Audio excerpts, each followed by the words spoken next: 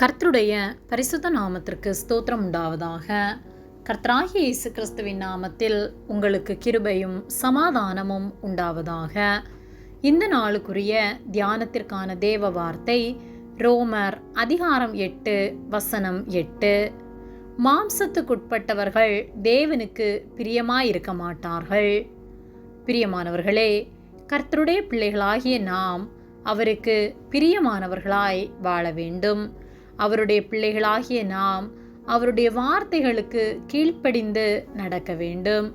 ஆவியானவருக்கு நாம் இடம் கொடுத்து ஆவிக்குரியவர்களாய் அவர் நடத்துகிற வழியில் நாம் வாழ்வோமானால் நாம் அவருக்கு பிரியமுள்ள வாழ்க்கை வாழ முடியும். மாறாக மாம்சத்தின்படி வாழ்வோமானால் நம்முடைய வாழ்வு ஆசீர்வாதம் உள்ளதாக இருக்க முடியாது.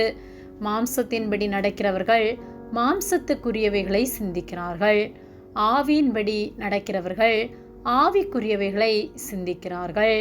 மாம்ச சிந்தை மரணம், ஆவியின் சிந்தையோ ஜீவனும் சமாதானமுமாம் என்று சொல்லப்பட்டுள்ளது. ஏனெனில் மாம்ச சிந்தை தேவனுக்கு விரோதமான பகையாக இருக்கிறது.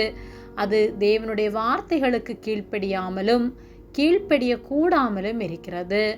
ஆகையால் மாம்சத்துக்குட்பட்டவர்கள் தேவனுக்கு பிரியமாய் இருக்க மாட்டார்கள்.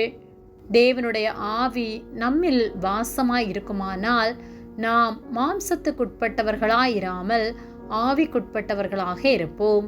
அவருடைய ஆவி இல்லாதவன் அவருடையவன் அல்ல என்று வேத வார்த்தை சொல்லுகிறது. ஆகவே அவரோடு நிலைத்திருக்கிற வாழ்க்கை வாழ்வோம். நம்முடைய மாம்சத்தின் கிரியைகள், நம்முடைய ஜென்ம சுவாபங்கள் நம்மிலே வெளிப்படாதபடிக்கு அவர் வார்த்தைகளின்படி வாழ்ந்து அவருக்கு இடம் கொடுத்து எல்லாவற்றையும் நாம் பரிசுத்தமாக்கி நாம் அவருக்கு பிரியமாய் வாழ்ந்து அவருடைய நாமத்தை மகிமைப்படுத்துகிற வாழ்க்கை வாழ்வோம். மாம்ச சிந்தையாகிய மரணத்தை நாம் அடையாதபடிக்கு அவரோடு கூட நித்தியமாய் என்றென்றும் ஜீவிக்கத்தக்கதாய் பரிசுத்த வாழ்க்கை வாழ்ந்து ஆவியின்படி வாழ்ந்து ஆவியிலே பிழைத்து அவரோடு கூட என்றென்றும் ஜீவிப்போம். ஆமேன். ஜெபம். எங்களை அதிகமாக நேசித்து வழிநடத்தி வருகிற எங்கள் அன்பின் பரிசுத்த பிதாவே, இந்த நாளையும் நாங்கள் காணும்படியாக நீர் எங்களுக்கு ஜீவனை தந்த உம்முடைய அன்பிற்காக நாங்கள் உமக்கு நன்றி செலுத்துகின்றோம்.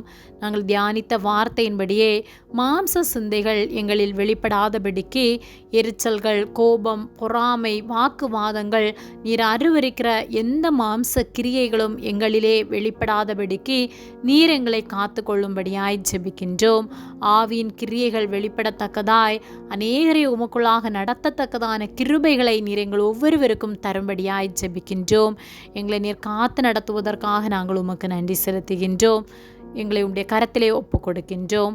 இயேசுவின் நாமத்தில் ஜெபிக்கின்றோம் ஜீவனுள்ள நல்ல பிதாவே, ஆமேன். கர்த்தர் உங்களை ஆசீர்வதிப்பாராக.